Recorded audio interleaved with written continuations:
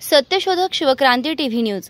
ज्याची कोणी दखल घेत नाही अशा अन्याय, अत्याचार, भ्रष्टाचार, बेकायदेशीर काम होत असेल तर त्याची बातमी, आपल्याकडील विशिष्ट बातम्या, लेख, काही गुणीजन गुणवंत यांची यशोगाथा, समाज उपयोगी मार्गदर्शन, लेख, नोकरी विषयक बातम्या, वाढदिवस, रौप्य महोत्सव, सुवर्ण महोत्सव, अमृत महोत्सव, उद्योगधंद्यांचं उद्घाटन, यशस्वी उद्योगाची माहिती तसंच जाहिराती न घाबरता न लाजता आपले लिखाण पाठवा।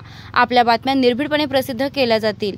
शिवक्रांती टीव्ही न्यूज संपादक सत्यशोधक शंकरराव लिंगे 73 87 37 78 01। करून फेकण्यात आलं आणि आम्ही रस्त्यावर आलेलो आहोत, आम्ही बेघर झालेलो आहोत। मी त्यांना सांगितलं की मला सगळा व्हिडिओ पाठवा। त्यांनी मला व्हिडिओ पाठवला आणि त्याच्यासोबत मी माझा एक दुसरा व्हिडिओ जोडून मी हे पूर्ण प्रकरण व्हायरल केलं। ते इतकं व्हायरल झालं की ते थेट अमेरिकेपर्यंत गेलं। अमेरिकेत तिथे माननीय नामदार वडेट्टीवार साहेब अमेरिकेत होते, त्यांच्यापर्यंत ते व्हायरल झालं आणि त्यांनी ते पाहिलं आणि त्यांनी मला अमेरिकेतून फोन केला की महाराष्ट्रात हे काय घडतं आहे। मग मी त्यांना सर्व सविस्तर सांगितलं आणि तो व्हिडिओ त्यांना मी पुन्हा एकदा पाहायला सांगितला की तुम्ही पुन्हा पहा आणि याच्यावर आपण गांभीर्याने विचार करूया। तर ते म्हणाले मी 2 दिवसानंतर महाराष्ट्रात येतो आहे, तुम्ही माझ्या दौऱ्याचं नियोजन करा, मी शासनाला कळवतो आणि जाऊ खेड्याला, त्या कुटुंबाला आपण भेट देऊ, तिथे त्यांना चौकशी करू, प्रत्यक्ष त्यांच्याशी बोलू आणि मग मी नंतर कलेक्टर साहेबांना, नंतर SP साहेबांना भेटून या कुंभार कुटुंबाला न्याय मिळवून देण्यासाठी आपण सगळे मिळून प्रयत्न करूया असं म्हणून त्यांनी मला सांगितलं। आणि त्याप्रमाणे मी इथं 2 दिवसापूर्वीच जालन्यामध्ये आलो आणि या संपूर्ण दौऱ्याचं नियोजन मी केलेलं आहे। हा प्रश्न मी धसास लावलेला आहे। वास्तविक इथली जी काही मंडळी राजकारणी आहेत, जी मवियाची म्हणवते स्वतःला, महाराष्ट्र विकास आघाडी, काँग्रेस वगैरे, राष्ट्रवादी वगैरे, शिवसेना वगैरे, हे जर खरोखर जर गरिबाचे भले करणारे असते तर 2022ला पहिल्यांदा जेव्हा या संत्रे कुटुंबावर हल्ला झाला त्यावेळेस कुणीही त्याच्याकडे बघितलं नाही। जर 2022ला संत्रे कुटुंबाने जर मला कॉन्टॅक्ट केलं असतं तर आजची परवाची ही घटना पुन्हा घडली नसती, त्याला 2022लाच मी न्याय मिळवून दिला असता। परंतु आता सुद्धा जेव्हा मी माझ्या जीवावर उदार होऊन मी इथं त्याला न्याय मिळवून देण्यासाठी आलो आणि इथं आल्यानंतर तुम्ही बघितलं प्रत्यक्ष की मवियाच्या लोकांनी आमचं बॅनर काढायला लावलं, नंतर मलाही तिथं पत्रकार परिषदेत बोलू दिलं नाही। तर हा जो काही प्रकार आहे राजकारणी लोकांचा, की काम करणारे जे आहेत कार्यकर्ते त्यांना पुढे न येऊ देणं, त्यांना बोलू न देणं, त्यांचा बॅनर काढून टाकणं, ही अत्यंत निषेधार्ह घटना आहे। ही मी स्पष्टपणे इथं सगळ्यांना सांगतो। माझी विनंती आहे की राजकीय लोकांनी मतं मिळवताना ओबीसी करतात, परंतु जेव्हा प्रत्यक्ष ओबीसीवर अन्याय अत्याचार होतो आणि ओबीसी कार्यकर्ता जेव्हा पुढे येण्याचा प्रयत्न करतो तेव्हा हे त्याला कसं मागे ढकलतात, त्याला दडपून कसं टाकतात, याचं उत्तम उदाहरण म्हणजे तुम्ही आज प्रत्यक्ष डोळ्यांनी पाहिलेली घटना। तसे दुसरा एक प्रश्न आहे की 4 तारखेला मनोज जरांगे आंदोलन करतात, आता त्यांची मागणी अगोदरपासून आहे, ते आले, तुम्हाला काय वाटतं आता आणि पुढच्या आंदोलनासाठी ते अगदी आक्रमक सर एक मिनिट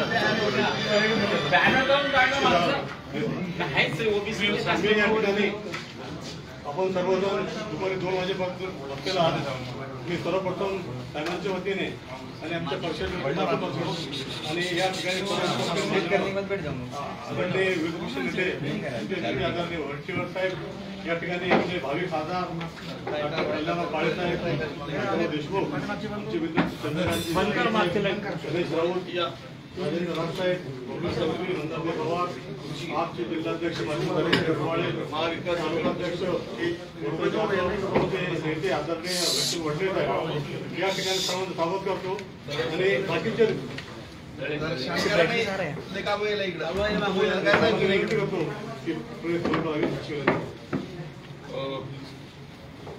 आजच्या पत्रकार परिषदेला उपस्थित सन्माननीय डॉक्टर कल्याणराव काळेसाहेब, या ठिकाणी उपस्थित आमचे जिल्हा अध्यक्ष राजाभाऊ देशमुख, आमचे ओबीसी संघटनेचे काम करणारे प्राध्यापक जगरे साहेब, आमचे काँग्रेसचे ज्येष्ठ नेते आणि ओबीसीचे राज्याचे उपाध्यक्ष आणि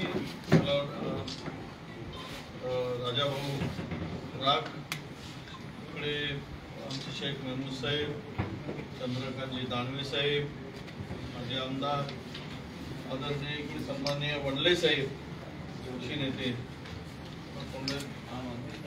आम आदमी पक्षाचे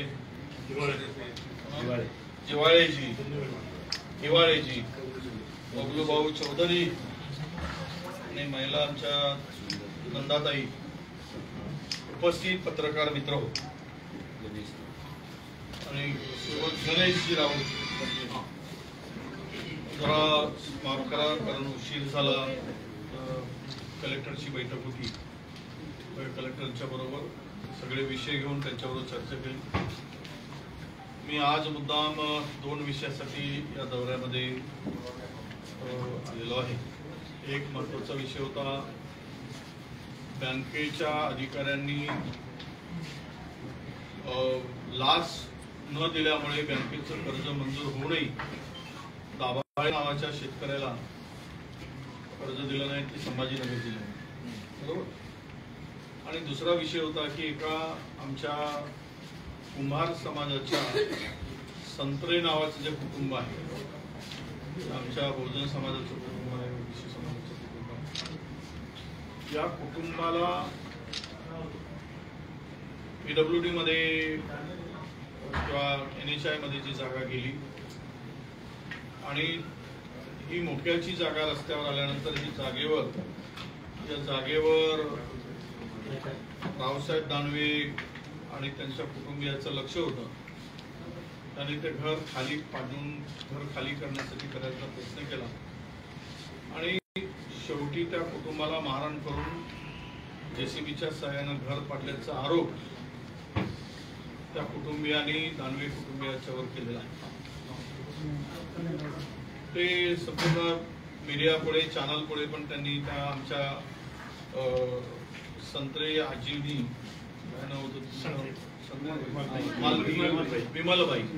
विमलबाई बाबूराव संत्रे त्यांनी सुद्धा ती व्यथा त्या ठिकाणी मांडली. आता आपल्याला लक्षात आणून देतो की इथे जालना जिल्ह्यामध्ये सत्तेच्या जोरावर संपत्ती बळकवण्याचा उद्योग मोठ्या प्रमाणामध्ये सत्ताधारी करत आहेत आणि त्यामध्ये अनेक सत्तेचा दुरुपयोग करत असताना सामान्य माणसाची न्यायाची अपेक्षा आता जी होती ती संपल्यास जमा झाली. अशा प्रकारचं नैराश्य गरीब आणि मध्यमवर्गीय सामान्य माणसावर आले. खरं तर हे प्रकरण यापूर्वी सुद्धा 2022 मध्ये घर खाली करण्याचा प्रयत्न झाला, मारहाण झाली. त्यावेळेस पोलीस प्रशासनाने वेळेस लक्ष घातलं असतं तर आज त्या कुटुंबाला बेघर व्हायची पाळी आली नसती.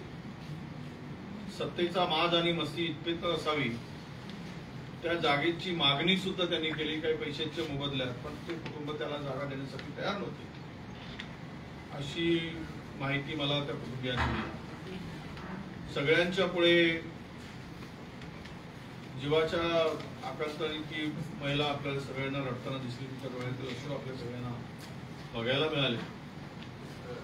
की एक कलाकार कुटुंब, बहुजन समाजातील कुटुंब, आपल्या कष्टाने मेहनतीने स्वतःचा उदरनिर्वाह चालणाऱ्या कुटुंबाला अशा प्रकारे जागेवर किंवा घरावर गोळा ठेवून जमिनीवर उद्ध्वस्त करणं, त्याचं पाप भोगावं लागणार आहे.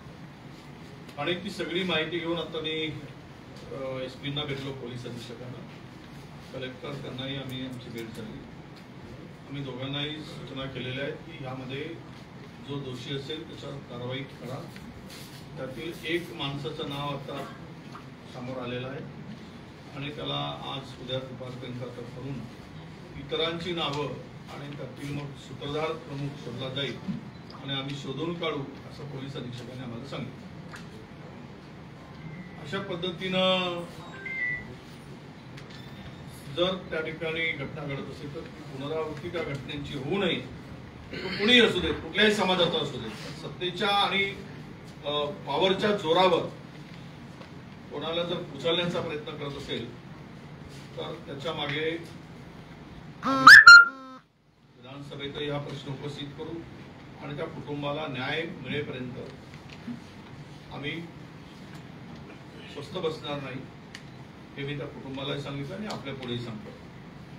जो केवढाही मोठा असेल 4 तारखेला निकाल लागेल. 4 तारखेनंतर ही सत्तेची मस्ती पुन्हा काही प्रमाणात उतरलेली दिसेल. माझ्याकडे आज जवळपास 10 निवेदनं आले. ज्या पद्धतीनं गैरमार्गाने जमिनी बळकवण्याचं काम किंवा कारवाई करण्याचं काम आपल्याला या जिल्ह्यामध्ये सर्रास सुरू आहे. रेतीची सर्रास लूट सुरू आहे. रेती माफियांना प्रोटेक्शन देत आहे. अधिकाऱ्यांना मारहाण करून सुद्धा, अधिकाऱ्यावर गाडी चालवून सुद्धा कुठल्याही प्रकारची कडक कारवाई होत नाही.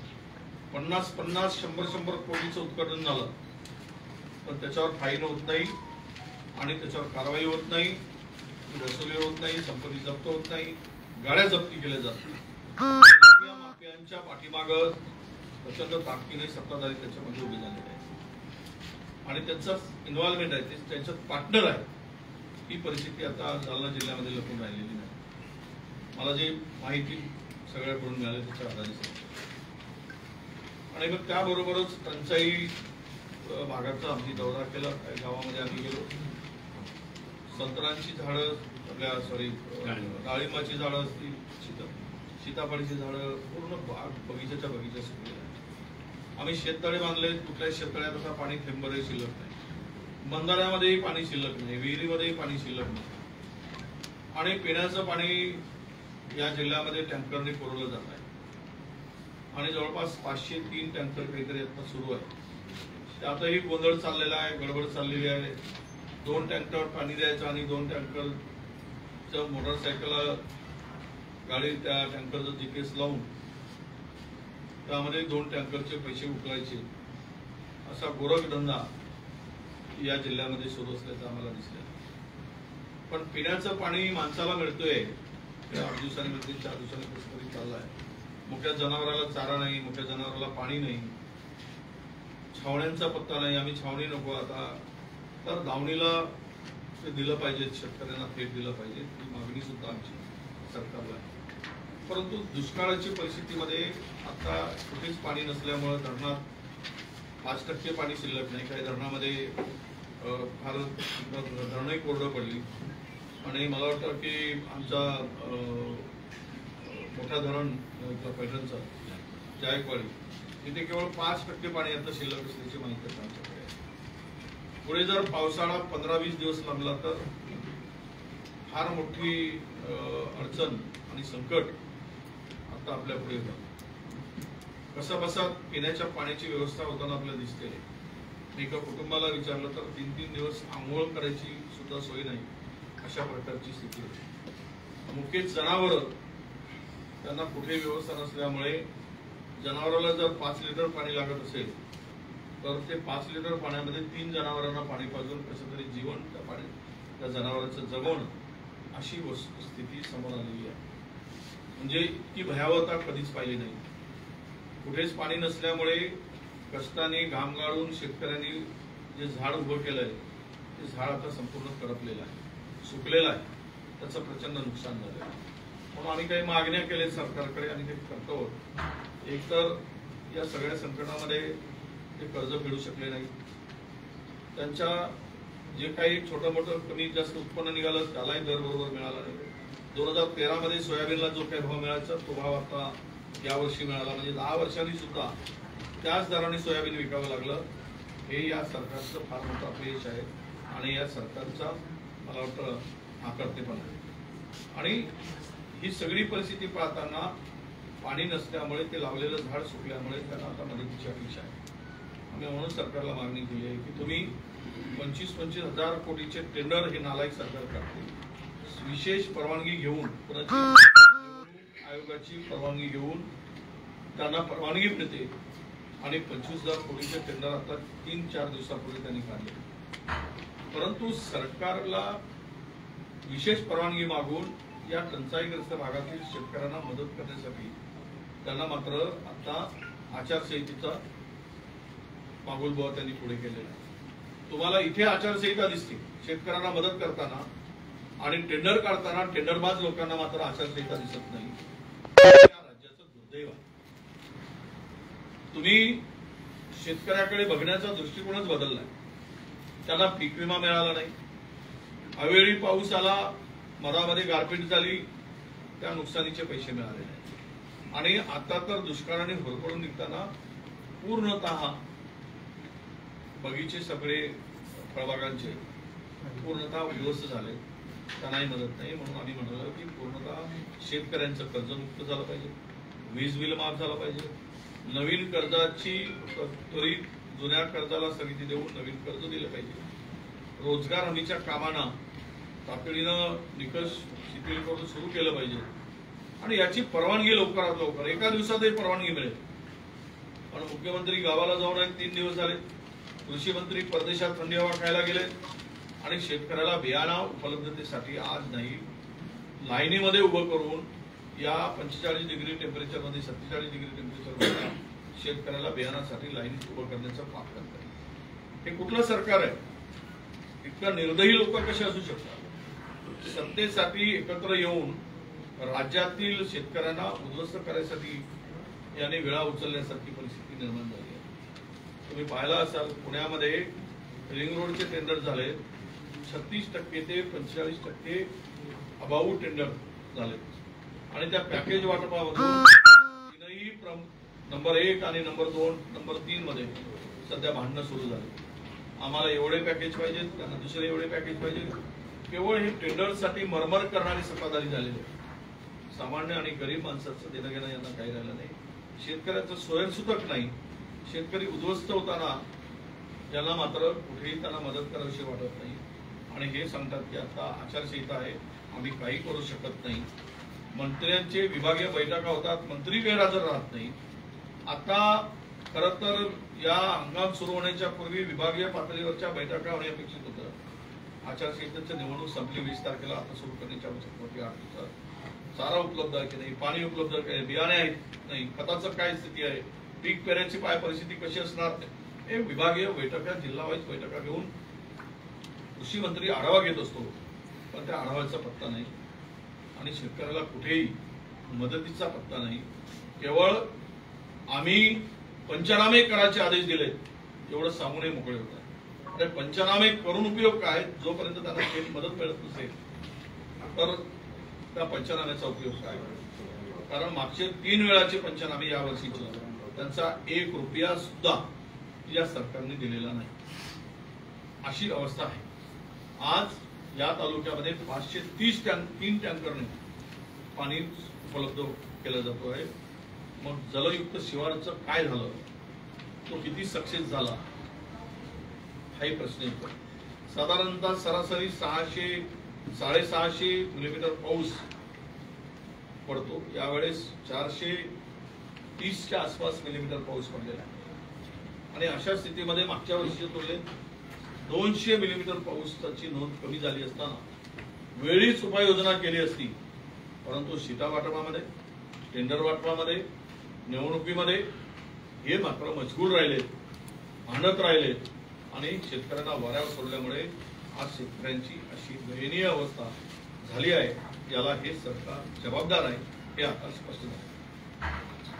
सर, जिल्हाधिकाऱ्यांना भेटले तुम्ही जवखेड्याच्या घटनेबाबत काय चर्चा झाली? नेमक्या त्यामध्ये सांगितलं मी की एक आरोपी त्यांना डिटेक्ट झालेला आहे, त्याला ते आज उद्या सकाळपर्यंत अरेस्ट करतील, पोलीस अधीक्षक बोलले आणि त्यानंतर त्याला त्या सूत्रानुसार मग बाकी आरोपींना आम्ही कारवाई करू असं त्यांनी आम्हाला सांगितलेलं आहे.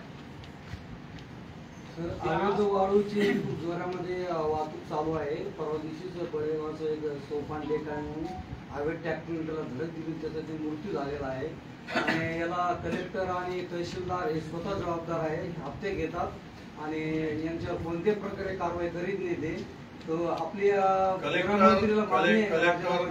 हप्ता घेतो की नाही माहित नाही, पण मात्र या वाळू माफियामध्ये प्रचंड मोठ्या सत्ताधाऱ्यांचा सहभाग आहे. त्यांच्या सहभागामुळेच हा व्यवसाय आणि ते करणारे सगळे आहेत, त्यांची हिंमत वाढली आहे, त्यांचा आशीर्वाद असल्यामुळे. त्यामुळे ते कोणाचाही जीव घेतील. या तालुका जिल्ह्यामध्ये तहसीलदारावर गाडी चालवली जाते, कनिष्ठ अधिकाऱ्यावर गाडी चालवली जाते आणि ती होऊन सुद्धा जर हा व्यवसाय बंद करण्यामध्ये अपेक्षित असेल तर मात्र ही कुठेतरी यंत्रणा सत्ताधाऱ्यांच्या दहशतीमध्ये काम करते आहे.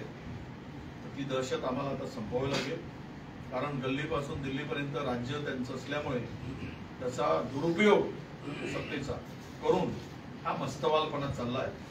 4 तारखेनंतर हा मस्ती जी आहे ती जिरवण्याचं काम नक्की होईल आणि हा विश्वास मी देतो. मनोज जरांगे पाटील 4 तारखेपासून पुन्हा उपोषणाला बसतायत आणि ओबीसी मधूनच आरक्षण ही त्यांची प्रमुख मागणी आहे. तर काय म्हणाल तुम्ही? सरकारचं काम आहे मार्ग काढायचा. सरकारची भूमिका ठरवली पाहिजे. ती भूमिका स्पष्टपणे यापूर्वीच आम्ही मांडलेली आहे. 2 समाजामध्ये तेढ निर्माण होईल अशा प्रकारचं कोणी काम करू नये अशी आमची भूमिका राहिली आहे. गरीब मराठा समाजाला न्याय मिळाला पाहिजे त्याबद्दल कधी आमचा विरोध राहिलेला नाही आणि तो असण्याचं काही कारण नाही. आता सत्ताधाऱ्यांनी यावर कसा मार्ग काढायचा ते बाजूला गेले. तो विषय आमच्याकडे आला, आम्ही त्यावर योग्य मार्ग काढू. म्हणजे तुम्ही मार्ग तो सत्ता आल्यावर सांगतो ना. सत्ता आल्यावर आता काय मार्ग काढू? आता आमच्या हातात काय अंबाडीचं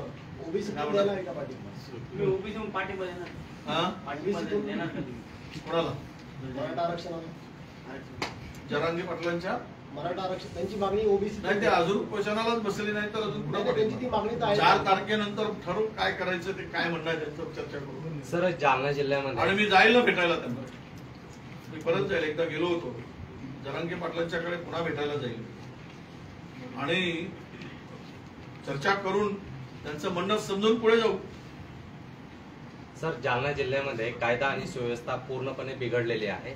चक्क वाळू माफिया सोबत पोलीस प्रशासनातले काही पोलीस कर्मचाऱ्यांचे व्हिडिओ सुद्धा सोशल मीडियावर व्हायरल झालेत आणि आयजी पर्यंत त्यांच्या तक्रारीही करण्यात आल्या. कालच त्याच ज्या पोलीस स्टेशनमध्ये पोलीस कर्मचारी वाळू माफियाशी हातमिळवणी करतात त्याच पोलीस स्टेशनमध्ये एका वकिलाला सुद्धा मारहाण झालेली आहे, जे की वकीलपत्र घेऊन गेले होते. तर पोलीस स्टेशनच जर असं दबाव टाकत असेल तर सर्वसामान्यांनी काय केलं पाहिजे? याच्यासाठी आपली काय भूमिका असणार? नाही, नक्की या जिल्ह्यातील कायदा सुव्यवस्था ही फार बिघडली. आम्ही चर्चा केली, अनेक विषयाला घेऊन चर्चा केली. 15 पाऊण तास त्यामध्येच तुमच्या पुढे येताना आम्हाला उशीर झाला. कारण प्रशासन थोडासा मिंदे झाल्यासारखं झालं. तर ते आता 4 तारखेला ही आचारसंहितेचा विषय आहे. 4 तारीख होऊन जाऊ द्या, निकाल येऊ द्या. मग आम्हीची सगळी टीम, आमचे भावी खासदार बसून आहेत बाजूला आणि तेच मग या सगळ्यांचा बंदोबस्त सध्या थोडासा वेट एंड वॉचच्या भूमिकेत आहोत आम्ही. आता हे आम्हाला सहन होत नाहीये, पण आता हातात काही करायसाठी पावर नाही. लोकसभेच्या निवडणुकीच्या प्रचारामध्ये जरांगे फॅक्टर चालला तर ते काय तुमचं काय निरीक्षण आहे? काय परिणाम होईल? विशेषतः बीड, परभणी, जालना, मराठवाडा. बघा, हक्कासाठी लढत राहावं, एकमेकाशी गळा भेटत राहावं आणि सत्ताधारी चुकत असतील तर त्यावर प्रहार करत राहावा, ही भूमिका मला त्या ठिकाणी महाराष्ट्रामध्ये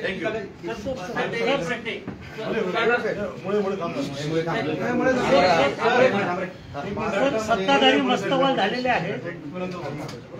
सर, ईश्वर गाडेकर, महाराष्ट्रामध्ये महाराष्ट्रामध्ये महाविकास आघाडीला सगळ्यांच्या विचाराच्या पलीकडे जागा मिळणार आहे. आम्ही 38 ते 40 जागा या महाराष्ट्रात जिंकत आहोत. 4 तारखेनंतर पत्रकार म्हणून तुम्ही संध्याकाळी मला फोन करायचा आणि वडेट्टीवार साहेब तुम्ही तुमचं प्रिडिक्शन इतकं परफेक्ट आहे हे मला जरा सांगितलं तर मी तुम्हाला पेढा पाठवेल. जितेंद्र आव्हाडांचं जे काल आंदोलन झालं त्यात भुजबळ साहेब, त्यामध्ये भुजबळ साहेबांची भूमिका, माझी भूमिका पण मी मांडली. मी हे म्हणालो की जितेंद्र आव्हाड हा पुरोगामी विचाराचा पुरस्कर्ता आहे, बाबासाहेब आंबेडकरांच्या विचाराचा कार्यकर्ता आहे. त्यांच्या हातून अशा प्रकारची चूक जाणून बुजून होणं शक्य नाही. ती झाली, ती अनावधान झाली, त्या ओघामध्ये झालेली आहे. मनुस्मृती जाण्याच्या त्यांचं तुम्ही पाहिला असाल तर फोटोच्या बाजू त्यांच्या चेहऱ्याच्या बाजूला नव्हती तर ती अपोजिट. अशा वेळेस मनुस्मृती लागू करणाऱ्यांनी, या देशामध्ये अभ्यासक्रमामध्ये आणू पाहणाऱ्यांनी त्यांचं जे आत्ताचे एकूण वातावरण निर्माण झालं होतं त्या वातावरणाला तो विषय डायव्हर्ट करण्यासाठी हा विषय घेऊन रस्त्यावर आले. या विचाराच्या लोकांनी बाबासाहेबांच्या बाबासाहेबांना ज्यावेळेस या संविधान लिहायचा अधिकार दिला त्यावेळेस विरोध करणारे कोण होते? कायदा मंत्री करताना विरोध करणारी जी मंडळी होती त्यांना काय बाबासाहेबांशी देणे घेणं? हे जे आहे आंदोलन करून मग दुसरीकडे तो विषय भडकवण्यासाठी एक केलेला छोटासा केविलवाणा प्रयोग आहे असं मी मानतो. आणि त्यामध्ये त्यांनी झालेली घटनेची आमच्या जितेंद्र आव्हाडांनी माफी मागितली, जाहीर माफी मागितली आहे. आंबेडकरी चळवळीतील आंबेडकरी विचारांची बाबासाहेबांच्यावर प्रेम करणारी बाबासाहेबांच्या विचारावर चालणारी मंडळी जी आहे त्यांना ही परिस्थिती माहीत आहे. त्यामध्ये त्यांचं कुठेही दिसत नाही. पाठवल्यांचं दिसतो कारण ते आठवले ते पाठवले आहेत सत्तेसाठी, त्यामुळं ते तसेच काही बोलू शकतील पण इतरांचं त्याच्याशी काही समजा नाही. सर तुम्ही म्हणतात की सत्ताधारी मस्तवाल झालेले आहेत त्याच्यामुळे अन्याय वाढलेला आहे, तर विरोधी पक्ष कुठेतरी कमी पडताना दिसत नाही. हो ना, आता काय करू? आमचेच लोक ईडीच्या सीबीआयच्या भीतीनं पळून गेले.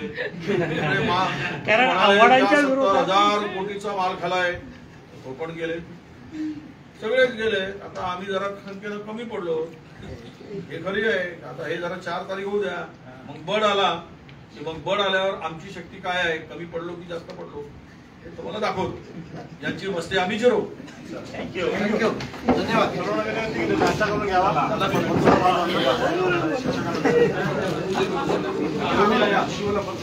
दालनाकर दिवसामध्ये फिरवल्याशिवाय राहणार नाही.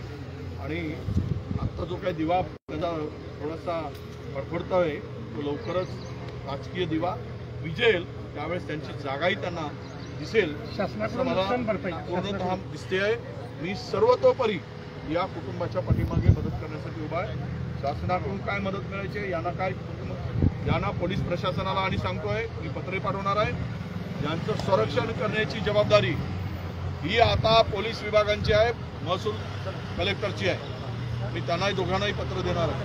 आणि या कुटुंबाला जर उद्या काही झालं असेल तर यांच्या कुटुंबाच्या उद्या जीव गेला, यांना पुन्हा काही दगाफटका झाला तर रावसाहेब दानवे आणि त्यांचं कुटुंब यासाठी जबाबदार ठरतील. हे सुद्धा संतोष दानवे हे जबाबदार ठरतील, मधुकर दानवे हे जबाबदार ठरतील असं पत्र त्यांच्यावर उद्या जबाबदारी फिक्स करा अशा पद्धतीचं पत्र सुद्धा मी देणार. सर इतकं होऊ नये पण रावसाहेब दानवे आणि संतोष दानवे यांच्या विरोधामध्ये पोलिसात तक्रार देखील नाही, अज्ञात व्यक्ती विरोधात तक्रार आहे. नाही ते त्या संदर्भात यांनी नाव दिलेले आहे, यांच्याकडून स्पष्टपणे नावं गेलेले आहेत. त्यांच्यावर कारवाई करावंच लागेल. कोण करत नाही तर आम्ही पाहू. सर तुम्ही समोर येत आहेत, चर्चाही होती या बातमीची, मात्र ज्या विभागाने ही ॲक्वायर जमीन केलेली ते विभाग मात्र समोर येत नाही. विभाग समोर येत नाही. विभागाने त्यांचा 111 स्क्वेअर मीटर जागा जी गेली साधारणतः 1100 स्क्वेअर फीट, त्यांचा 13 लाख मोबदला मिळाला आहे. त्याच्या पलीकडची ही जागा आहे, हायवेवर आहे. त्यांना इकडे कदाचित शाप बांधायचं असेल, जमीन बिल्डिंग बांधायची असेल रस्त्यावर, आणि त्यामुळं या कुटुंबाला त्रास दिला. त्या PWD काय गडबड केली, काय गोंधळ केलाय त्याची सुद्धा चौकशीसाठी आम्ही बघतो. याच्यामध्ये दोषी अधिकाऱ्यावर कुटुंबाचा सरळ आरोप आहे की हे आरोपी यांना मारहाण करत असताना या संत्री कुटुंबांना त्यांनी रावसाहेब दानवेंचं नाव घेतलं, संतोष दानवेंचं नाव घेतलं, मधुकर दानवेंचं नाव घेतलं. हे आरोप हे स्पष्टपणे सांगत आहे. त्यांच्यावर गुन्हा दाखल करून चौकशी करायला पाहिजे. कोण गुंड पाठवले होते आधारात, कारण गुंडाची टोळी पोचता काय महाराष्ट्रामध्ये, आणि गुंडाची टोळी पोचून गरिबांच्या जमिनी बडकवण्याचं पाप करताय. त्यामुळे ही दुसरी वेळ या कुटुंबाला मारलं होतं, रातचं काढून माझ्या आईला मला मारलं होतं. त्यामुळं त्यावेळेस ह्यांनी जे नाव सांगतायत त्यांच्यावरती कारवाई व्हावी हीच त्यांची मागणी आहे. त्यामुळे नावं स्पष्ट आहे.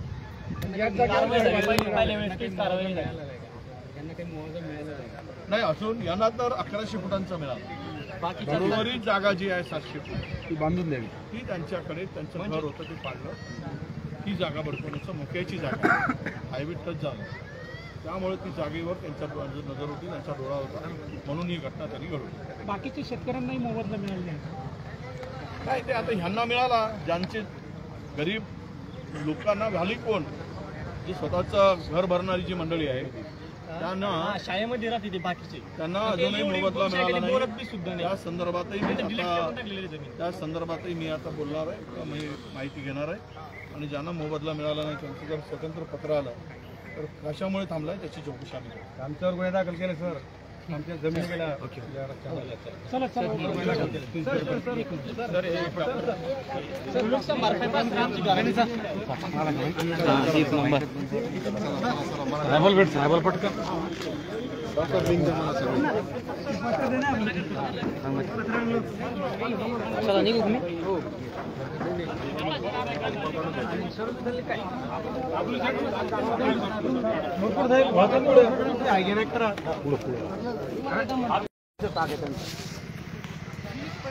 या